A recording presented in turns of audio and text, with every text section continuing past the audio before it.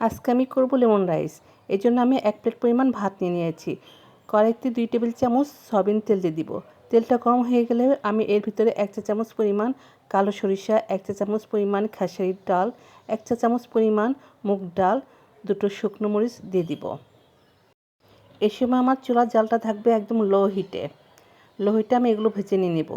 এরপর আমি দিয়ে দিব 2 টেবিল চামচ চীনাবাদাম এবং 1 চা চামচ পরিমাণ আদা কুচি।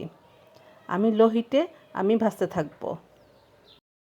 উপকরণগুলো ভাজা হয়ে গেলে আমি দিয়ে দিব এখানে 4 চামচের 4 ভাগের 1 ভাগ হলুদ গুঁড়া। ভালো করে মিশিয়ে নিয়ে আমি সিদ্ধ করা ভাতগুলো দিয়ে দিব। ভাতগুলো আমি সমস্ত উপকরণের সাথে ভালো করে মিশিয়ে নিয়ে নেব এবং এর ভিতরেও আমি স্বাদ মতো লবণও দিয়ে দিব। আমি রাইসটা ভাজবো মিডিয়াম আঁচে।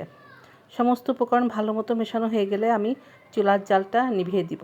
নিভিয়ে দিয়ে আমি এর ভিতরে একটা লেবুর অর্ধেকটা লেবুর রস দিয়ে দিব। আমি প্রথমে অর্ধেকটা লেবুর রস ভালো করে মিশিয়ে দিব, এরপর বাকি অর্ধেকটা আমি মিশিয়ে নেব এবং আমি যখন এই লেবুটা মেশাবো তখন চুলার জালটা নেভানো থাকবে। চুলার জাল জ্বালানো থাকলে পরে তেতো ভাব চলে আসবে।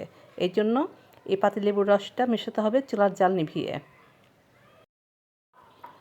তৈরি হয়ে গেল আমার লেমন রাইস।